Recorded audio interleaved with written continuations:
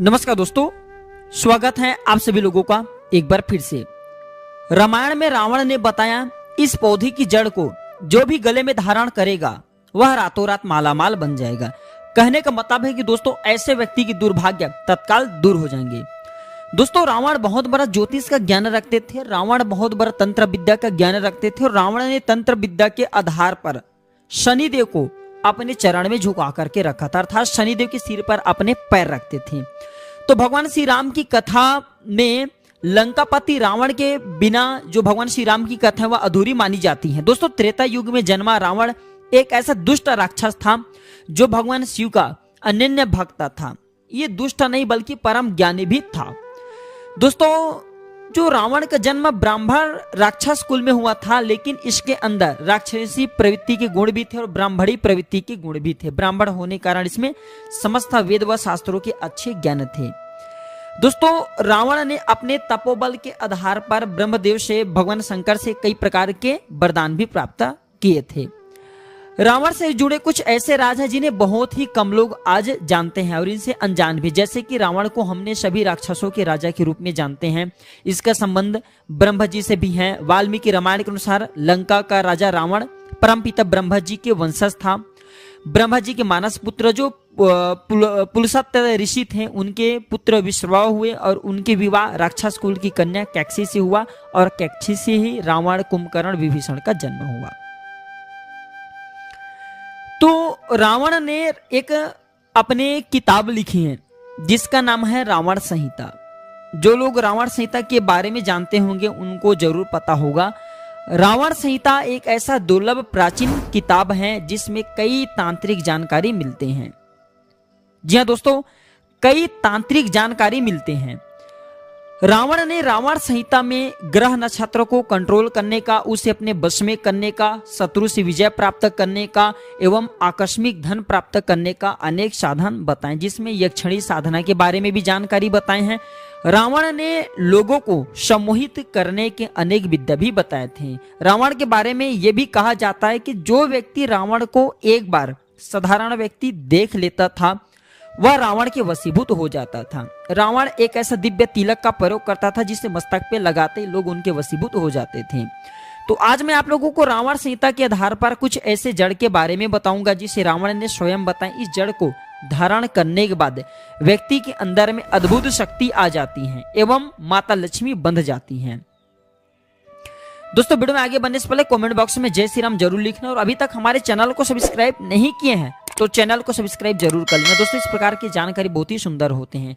तो रावण ने बताया कि आर्थिक तंगी से बचने के लिए किसी चांदी की डिब्बी में काला हल्दी, वैसे दोस्तों काला हल्दी आप हमारे यहाँ से खरीद सकते हैं, प्राचीनगंज स्टोर में मिल जाएंगे। तो काला हल्दी, नाग केसर और सिंदूर, ये तीनों चीज को आपको एक डिब्बी लेना है। चांदी की डिब्बी ले सकते हैं, चांदी की डिब्बी नहीं तो सामर्थ्य अनुसार डिब्बी रख सकते हैं। उसमें 1 रुपए का सिक्के डाल करके सारे चीजों को रखना है और इसे घर के किस स्थान में रखना है, इसका प्रयोग शुक्रवार के दिन करना है। इसे पूजन स्थान में घर के रखना है और फिर बाद में अब जो है कुछ दिनों के बाद में पूजन करते रहना, सिद्ध हो जाएंगे फिर तिजोरी में रख लेना। कभी भी तिजोरी आपकी खाली नहीं होगा। दोस्तों रावण कहते हैं कि काली हल्दी पीस करके इसमें केसर या गंगा जल मिलाएं। अब इसका पेस्ट को गले या अन्य दूसरी जगह पर जा करके इसे आपको स्वास्तिक का चिन्ह बनाना है। स्वास्तिक का चिन्ह बनाना है, शुक्रवार के दिन ये उपाय करना है। ये उपाय करने से दोस्तों कहते हैं कि तेजी से व्यापार में वृद्धि होती, धन में वृद्धि होती, कभी भी आकस्मिक धन की कमी नहीं होती, अर्थात तेजी से आकस्मिक धन की प्राप्ति होता है। रावण कहते हैं कि काला हल्दी के पौधे की जड़ को सुखाकर शनिवार के दिन काले कपड़े में इसे बांधकर गले या फिर हाथ में बांधने से आर्थिक तंगी से छुटकारा मिलता है। शनिवार के दिन इसके जड़ को सुखा लीजिए काला हल्दी के और काले कपड़े में इसे बांध सकते हैं, गले में बांधे या फिर हाथ में बांधे। आप चाहे तो शत्रु के नाश करने के लिए काला हल्दी का प्रयोग कर सकते हैं। शत्रु के घर में काली मारण मंत्र का प्रयोग करके शत्रु के घर में फेंकते हैं तो शत्रु का सर्वनाश हो जाते हैं। चलिए अभी इस वीडियो में मैं आप लोगों को 5 चमत्कारिक जड़ के बारे में बताऊंगा जो कि रावण संहिता में इसके बारे में कुछ जानकारी मिलते हैं। रामायण संहिता अनेक प्रकार के छपे हुए हैं, बृहत रामायण संहिता, प्राचीन रामायण संहिता, कई प्रकार के रामायण संहिता लिखे गए हैं और सभी इसमें आप लोगों को जानकारी लेकर के बता रहा हूँ। वैसे रामायण संहिता सभी लोगों को जरूर पढ़ना चाहिए। इसमें अपने जीवन को सुखमय बनाने का अनेक साधन बताए, जिसमें रावण ने तंत्रों की जानकारी बताए हैं, यंत्रों की जानकारी बताए हैं, वनस्पति जो पेड़ पौधे दुर्लभ जड़ी बूटी हैं इनका भी प्रयोग बताएं। मैं दुर्लभ पेड़ पौधे एवं जड़ी बूटी का प्रयोग आज की वीडियो में बता रहा हूँ। कमेंट बॉक्स में जय श्री राम लिखना न भूलना दोस्तों। और हाँ, अभी तक वीडियो को लाइक नहीं किया तो वीडियो को लाइक कर चैनल को सब्सक्राइब जरूर कर लेना। इस प्रकार की जानकारी जो होती है बहुत ही कीमती होती है, दुर्लभ होते हैं। तो रावण ने रामायण संहिता में काला धतूरा की जड़ के बारे में जानकारी बताई थी। जो काला धतूरा की जड़ होता है चमत्कारिक शक्तियों से भरे होते हैं। अब ऐसा ये क्यों चमत्कारिक शक्तियों से भरे होते हैं दोस्तों? जो काला धतूरा है साक्षात काल का स्वरूप है, अर्थात काल भैरव का स्वरूप होता है। काला धतूरा जो भगवान शंकर को चढ़ाने से भी वो भी बहुत प्रसन्न होते हैं। तो जो काला धतूरा है तंत्र की दृष्टि से बहुत ही प्रबल होता है। शनिवार के दिन काला धतूरा की जड़ को खन करके लाएं और इसे जो है शनिवार के दिन धूप इत्यादि दिखा करके भगवान शंकर जी के शिवलिंग पर 5 बार टच करा दीजिए। और अब जो है अब इसे काले कलर की धागे में पहन सकते हैं, चांदी की ताबीज में डाल सकते हैं, तांबे की ताबीज में डाल करके आप अपने समर्थ अनुसार इसे पहन सकते हैं। इसके पहनने से अगर शनि की पीड़ा सता रही है, रावण कहते हैं कि कैसा भी शनि का पीड़ा हो, शनि की पीड़ा समाप्त हो जाते हैं। प्रेत बाधा एवं भूत बाधा से इसे सुरक्षा की प्राप्ति होती है। जो लोग भूत बाधा से ग्रसित रहते हैं, प्रेत बाधा से ग्रसित रहते हैं, ऐसे व्यक्ति शनिवार के दिन काला धतूरा की जड़ जरूर पहने। लेकिन इसके एक नियम है, काला धतूरा जो है जैसे मरघट स्थान है वहां पे नहीं होना चाहिए, उस स्थान की काला धतूरा की जड़ प्रयोग मत करना। मरघट वाले स्थान की काला धतूरा की जड़ का प्रयोग करते हैं तो आपको हानि कर सकते हैं। इसके बाद दूसरे जो पेड़ पौधे के क्रम है रामायण संहिता में लिखे हैं सहदेवी के बारे में। जो लोग लंबे समय से बीमार हैं ऐसे व्यक्ति अगर सहदेवी की जड़ धारण करते हैं तो बीमारी ठीक हो जाते हैं। तीसरे क्रम में जो पौधा के बारे में बताए हैं रावण ने दोस्तों वह है तुलसी। तुलसी के जो पौधे हैं बहुत ही अभी जो रामायण संहिता इसमें तुलसी के बारे में जानकारी मिलते हैं। तो जो तुलसी के पौधे हैं चमत्कारिक शक्तियों से भरे होते हैं। तुलसी के जो पौधे हैं, तुलसी के पौधे की जड़ अगर आप जो है रवि पुष्य नक्षत्र है उस दिन अगर धारण करते हैं या फिर किसी भी शुक्रवार के दिन, तो इसे आपके कुंडली में धन योग का निर्माण होता है। धन योग का निर्माण होता है, भाग्य बलवान होता है, दुर्भाग्य आपके पीछा छोड़ता है और इसी के साथ साथ माता लक्ष्मी और तुलसी माता तथा भगवान विष्णु जी के आशीर्वाद प्राप्त होता है। तुलसी की जड़ में कई प्रकार के देवी शक्ति बसते हैं। हमारे तंत्र शास्त्रों के साथ साथ धर्म शास्त्रों में कहे गए हैं कि तुलसी की जो जड़ है इसमें समस्त तीर्थों का वास होता है। तुलसी की जो जड़ भाग है इसमें ब्रह्म का वास होता है, मध्य भाग में विष्णु तथा इसके संपूर्ण हिस्से में माता लक्ष्मी का वास होता है। माता लक्ष्मी और भगवान नारायण भी तुलसी वृक्ष पर साक्षात वास करते हैं। तो दोस्तों आप जो है ज्यादा से ज्यादा प्रयास करना, ग्रह नक्षत्र की पीड़ा से छुटकारा पाना चाहते हैं, जीवन में प्रगति पाना चाहते हैं, तंत्र विकार से हमेशा बचे रहना चाहते हैं, जिस भी क्षेत्र में जाए उसमें सफलता पाना चाहते हैं, तो रामायण संहिता में तुलसी की जड़ के बारे में भी जानकारी मिलती है। तुलसी की जड़ को धारण करने से सभी प्रकार के जिस भी क्षेत्र में जाए उस क्षेत्र में सफलता मिलेंगी और सभी प्रकार के रोग दोष एवं शत्रु से आपको सुरक्षा प्राप्त होगा। इसके बाद है दोस्तों वट वृक्ष की जटा। जी हाँ दोस्तों, 50 साल